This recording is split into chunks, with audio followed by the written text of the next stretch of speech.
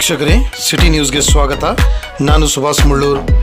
ಬಡವರ ಬಂಧು ಎಂ ಅರವಿಂದ್ ಅವರ 55ನೇ ಹುಟ್ಟುಹಬ್ಬವನ್ನು ಅಭಿಮಾನಿಗಳ ಬಳಗದ ವತಿಯಿಂದ ನಗರದ ತೇಜಸ್ವಿ ನಗರ್ ಶಾ ಸಭಾಭವನದಲ್ಲಿ ಭಾರೀ ವಿಜೃಂಭಣೆಯಿಂದ ಆಚರಿಸಲಾಯಿತು.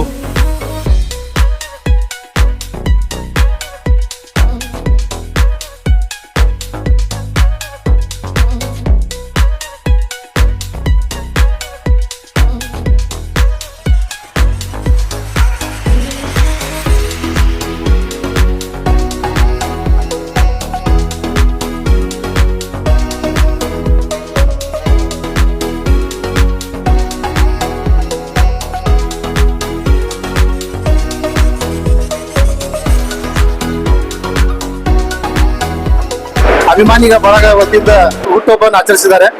ಈ ಸಂದರ್ಭ ತಾವು ಏನ್ ಬಯಸಿದ್ರು? ನಾನು ಕಳೆದ ಒಂದು 10 ವರ್ಷದಿಂದ ಹುಟ್ಟುಹಬ್ಬ ಮಾಡಿಲ್ಲ.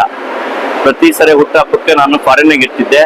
ಆದ್ರೆ ಈ ಸರಿ ನನ್ನೆಲ್ಲ ಆತ್ಮೀಯ ಬಂಧುಗಳು, ನನ್ನ ಹಿರಿಯರು, ನನ್ನ ಸ್ನೇಹಿತರು ಒತ್ತಾಯ ಪೂರ್ವಕವಾಗಿ ಈ ಸಲ ನೀವು ಮಾಡೋಣ, ಯಾಕೆಂದ್ರೆ ಅದು ಒಂದು ಅಕೇಶನ್. ಆ ಸಂದರ್ಭದಲ್ಲಿ ನಾವೆಲ್ಲ ಒಂದ್ ಕಡೆ ಸೇರ್ಲಿಕ್ಕೆ ಆಗ್ತೈತಿ. ಇವತ್ತು ಹುಬ್ಬಳ್ಳಿ ಧಾರವಾಡ ಈ ಭಾಗದಲ್ಲಿ ನಿಮ್ಮಷ್ಟು ದೊಡ್ಡ ನಾಯಕರು ನಮ್ಗಿಲ್ಲ. ಅದಕ್ಕೆ ನಾವೆಲ್ಲ ಸೇರಿ ನಿಮ್ಮ ಈ ಹುಟ್ಟುಹಬ್ಬದ ನೆಪದಲ್ಲಿ ಎಲ್ಲರೂ ಸೇರೋಣ ಅಂತ ಹೇಳಿ ಒಂದು ಆಸೆಯನ್ನ ವ್ಯಕ್ತಪಡಿಸಿದ್ರು. ಅದರಿಂದ ನಾನು ನಮ್ಮ ಸರ್ಕಾರ ಸಾಹೇಬರು, ಅಡಗ್ಲಿ ಅವರು, ನಮ್ಮ ಮಂಜುನಾಥ್ ಜೈನ್, ಆಮೇಲೆ ಸಿದ್ಧಾರ್ಥ್ ಅವರು, ಮುಕ್ತುಮ್ ಸೊಗಲದ್, ರವಿ ವಿಮಕ್ನವ್ರು, ಇವರೆಲ್ಲ 4-5 ದಿವಸಗಳಿಂದ ಇದನ್ನ ಆರ್ಗನೈಸ್ ಮಾಡಿದ್ದಾರೆ. ಇದನ್ನ ನೀವು ನೋಡ್ತಾ ಇದ್ದೀರಿ. ಇವತ್ತು ಹುಬ್ಬಳ್ಳಿ ಧಾರವಾಡದ ಎಲ್ಲಾ ಘಟಾನುಘಟಿ ನಾಯಕರುಗಳು, ನಿಜವಾದ ಹೋರಾಟಗಾರರು ಇವತ್ತಿನ ಸೇರಿದ್ದಾರೆ. ಹೀಗಾಗಿ ಇದು ಅತ್ಯಂತ ನನ್ನ ಪಾಲಿಗೆ ಅತ್ಯಂತ ಸಂತೋಷದ ದಿನ. ಇದು ನನ್ನ ಹುಟ್ಟುಹಬ್ಬದ ನೆಪದಲ್ಲಿ ಎಲ್ಲರೂ ಸೇರಿ ನಾವು ಮುಂದಿನ ಹುಬ್ಬಳ್ಳಿ ಧಾರವಾಡ ಅಥವಾ ಈ ಭಾಗದ ಅಭಿವೃದ್ಧಿಗಾಗಿ ಏನ್ ಮಾಡ್ಬೇಕು ಅಂತ ಹೇಳಿ ಈಗ ಊಟ ಆದ್ಮೇಲೆ ಕೆಲವು ವಿಷಯಗಳನ್ನು ಪ್ರಸ್ತಾಪ. ಎಷ್ಟನೇ ಹುಟ್ಟುಹಬ್ಬ ಇದು 55ನೇ ಹುಟ್ಟುಹಬ್ಬ. ಇವತ್ತು ಸಹೋದರ ಶ್ರೀ ಅರವಿಂದ್ ರವರ ಹುಟ್ಟಹಬ್ಬದ ಪ್ರಯುಕ್ತ ಅವರ ಸಹೋದರರು, ಅವರ ಅಭಿಮಾನಿಗಳು, ಅವರ ಹಿತೈಷಿಗಳು ಇವತ್ತೆಲ್ಲರೂ ಸೇರಿ ಇವರು ಹುಟ್ಟುಹಬ್ಬ ಆಚರಿಸ್ತಾ ಇದ್ದೀವಿ. ಬಹಳ ಸಂತೋಷ ಅನಿಸ್ತಾ ಇದೆ.